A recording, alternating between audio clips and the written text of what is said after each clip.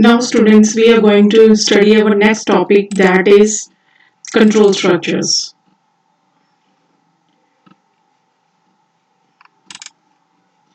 Control structures. Before this, students, we have learned about sequential statements that execute in one sequence. But now we are going to study about next topic, that is branching statements, that is decision making statement. It is used to change the normal flow of execution.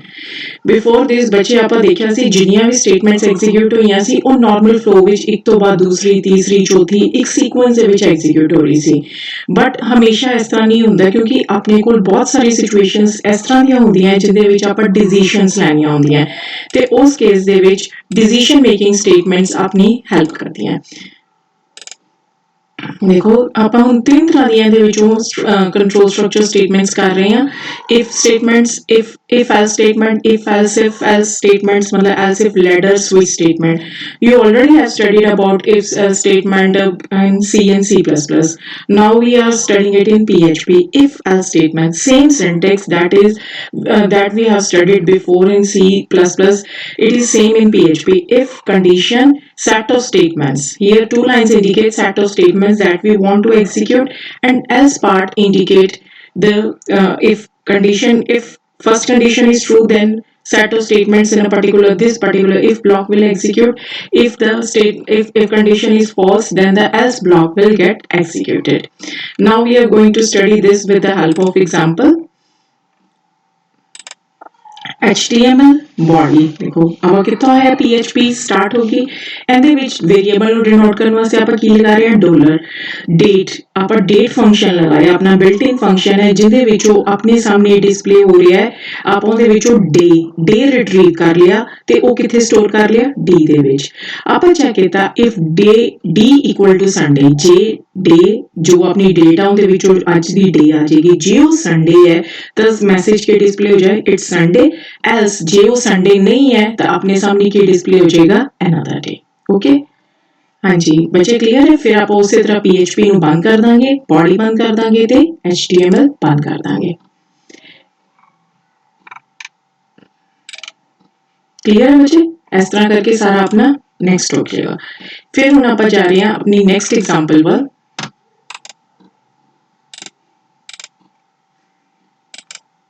Next part ਵਿੱਚ ਆਪਾਂ ਕਰ ਰਹੇ ਹਾਂ if else statement ਇਹਦੇ ਵਿੱਚ ਵੀ ਆਪਾਂ ਜਦੋਂ ਆਪਣੇ ਕੋਲ more than one situation ਹੋਏ ਤਾਂ ਉਦੋਂ ਆਪਾਂ ਯੂਜ਼ ਕਰਦੇ ਹਾਂ if else statement ਸਭ ਤੋਂ ਪਹਿਲਾਂ ਇਹਦੇ ਵਿੱਚ ਆਪਾਂ ਕੀ ਕਰਦੇ ਹਾਂ if condition then set of statements ਜੇ condition true ਹੈ ਤਾਂ particular statements execute ਹੋ ਜਾਣ else if ਜੇ condition ਨਹੀਂ true condition true ਹੈ ਤਾਂ ਉਹ set of statements ਇਸ ਤੋਂ ਇਲਾਵਾ ਆਪਾਂ ਹੋਰ ਲਗਾ ਸਕਦੇ ਹਾਂ else if ਫਿਰ condition ਫਿਰ ਉਸ ਤੋਂ ਬਾਅਦ set of statements ਹੁਣ ਇਹਦੀ ਵੀ ਵਿੱਚ ਐਗਜ਼ਾਮਪਲ ਦੇਖੋ HTML body PHP देखो वही सेम ਆਪਾਂ ਇਹਦੇ ਵਿੱਚ ਵੀ ਕੀ ਕੀਤਾ ਡੇਟ ਫੰਕਸ਼ਨ ਲਗਾ ਕੇ ਡੇ ਰਿਟਰੀਵ ਕਰ ਲਿਆ ਜਿਹੜਾ ਆਪਾਂ ਕਿਹੜੇ ਵੇਰੀਏਬਲ ਸਟੋਰ ਕਰ ਲਿਆ D ਦੇ ਵਿੱਚ if that day is equal to Saturday ਜੇ ਉਹ ਆਪਣੀ ਡੇਟ ਦੇ ਫੰਕਸ਼ਨ ਦੇ ਥਰੂ ਡੇ ਰਿਟਰੀਵ ਹੋਇਆ ਜਿਹੜਾ ਆਪਾਂ D ਦੇ ਵਿੱਚ ਸਟੋਰ ਕੀਤਾ ਹੈ ਜੇ ਉਹ ਸੈਟਰਡੇ ਹੈ ਤਾਂ ਆਪਣੇ ਸਾਹਮਣੇ ਸਕਰੀਨ ਤੇ ਕੀ ਡਿਸਪਲੇ ਹੋ ਜਾਏ have a nice day else if ਜੇ ਕੰਡੀਸ਼ਨ ਫਾਲਸ ਹੈ ਜੇ ਕੰਡੀਸ਼ਨ ਟਰੂ ਨਹੀਂ ਹੈ ਤਾਂ ਆਪਾਂ ਚੈੱਕ ਕੀਤਾ ਕਿ ਇਹ ਡੇ ਸੰਡੇ ਤਾਂ ਨਹੀਂ ਜੇ ਸੰਡੇ ਹੈ ਤਾਂ ਆਪਣੇ ਸਾਹਮਣੇ ਸਕਰੀਨ ਤੇ ਕੀ ਡਿਸਪਲੇ ਹੋ ਜਾਏ ਇਟਸ ਸੰਡੇ else ਜੇ ਇਹ ਕੰਡੀਸ਼ਨ ਵੀ ਫਾਲਸ ਹੈ ਤਾਂ ਆਪਾਂ ਕੀ ਡਿਸਪਲੇ ਕਰ ਦਈਏ another day ਕਿ ਮਤਲਬ ਇਸ ਤੋਂ ਇਲਾਵਾ ਇਹ ਕੋਈ ਡੇ ਹੈ ਉਹ ਡੇ ਨਹੀਂ ਹੈ ਓਕੇ ਕਲੀਅਰ ਹੋ ਜੇ ਹਾਂਜੀ ਨੈਕਸਟ ਬੱਚੇ ਆਪਾਂ ਥਰਡ ਪਾਰਟ ਆਪਣਾ ਕਰ ਰਹੇ ਹਾਂ ਸਵਿਚ ਸਟੇਟਮੈਂਟ switch statement देखिए जो आप switch statement कदों यूज करते हैं जो अपने को to select one option among multiple options जो अपने को बहुत सारी options होती हैं ते उनके विचों आप कोई particular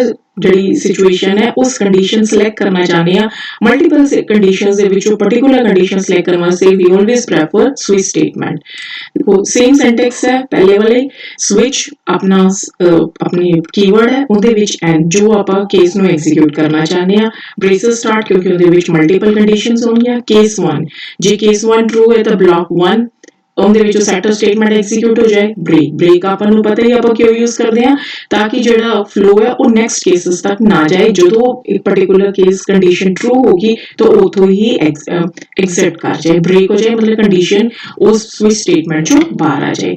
ਨੈਕਸਟ ਆ ਗਿਆ ਕੇਸ 2। ਜੇ ਕੰਡੀਸ਼ਨ ਕੇਸ 2 ਟਰੂ ਹੁੰਦਾ ਤਾਂ ਬਲੌਕ 2 ਐਗਜ਼ੀਕਿਊਟ ਹੋ ਜਾਏ। ਇਸ ਤਰ੍ਹਾਂ ਤੁਸੀਂ ਜਿੰਨੇ ਮਰਜ਼ੀ ਕੇਸ ਲਗਾ ਸਕਦੇ ਹੋ ਤੇ ਲਾਸਟ ਤੇ ਆਪਾਂ ਕੀ ਲਗਾਉਣੇ ਆ, ਡਿਫਾਲਟ। ਜੇ ਇਸ ਤੋਂ ਇਲਾਵਾ ਕੋਈ ਵੀ ਕੇਸ ਹੈ ਤਾਂ ਉਹ ਡਿਫਾਲਟ ਸਟੇਟਮੈਂਟ ਦੇ ਵਿੱਚ ਉਹਦਾ ਪਾਰਟਿਕੂਲਰ ਕੋਡ ਐਗਜ਼ੀਕਿਊਟ ਹੋ ਜਾਏ।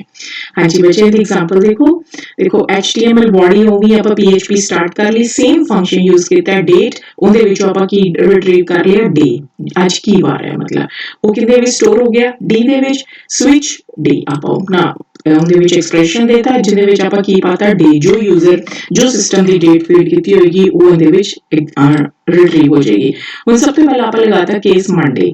ਜੇ ਉਹ ਮੰਡੇ ਹੈ ਤਾਂ ਸਕਰੀਨ ਤੇ ਕੀ ਡਿਸਪਲੇ ਹੋ ਜਾਏ, ਮੰਡੇ ਬ੍ਰੇਕ। ਜੇ ਟਿਊਜ਼ਡੇ ਆਇਆ ਤਾਂ ਟਿਊਜ਼ਡੇ ਡਿਸਪਲੇ ਹੋ ਜਾਏ। ਇਸ ਤਰ੍ਹਾਂ ਕਰਕੇ ਆਪਾਂ ਜਿੰਨੇ ਮਰਜ਼ੀ ਕੇਸ ਲਗਾ ਸਕਦੇ ਹਾਂ। ਲਾਸਟ ਦੇ ਬੱਚੇ ਤੁਸੀਂ ਲਗਾਓਗੇ ਡਿਫਾਲਟ ਕੇਸ, ਜਿਹਦੇ ਵਿੱਚ ਕੀ ਹੈ ਆਪਣੀ weekends Monday, Tuesday, Wednesday, Thursday, Friday ਤੋਂ ਇਲਾਵਾ ਕੋਈ ਹੋਰ ਤੁਸੀਂ ਚੀਜ਼ ਐਂਟਰ ਹੋਈ ਹੈ ਤਾਂ ਉਹ ਡਿਸਪਲੇ ਹੋ ਜਾਏਗਾ ਇਕੋ ਅਨਦਰ ਡੇ। ਓਕੇ, ਉਸ ਤਰ੍ਹਾਂ ਫਿਰ ਬੋਡੀ ਬੰਦ ਕਰ ਲਓਗੇ, HTML ਬੰਦ ਕਰ ਲਓਗੇ।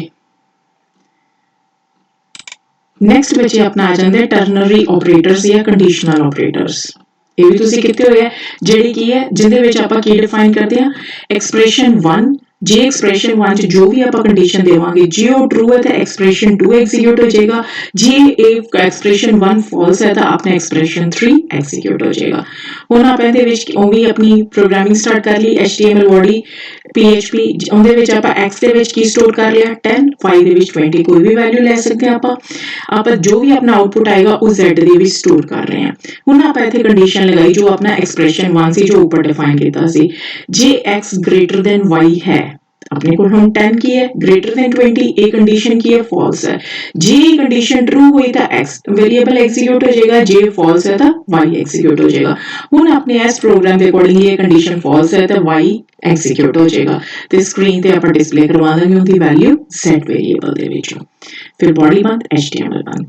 But this is all about your control structure statements. Hope you have understood it. Thank you.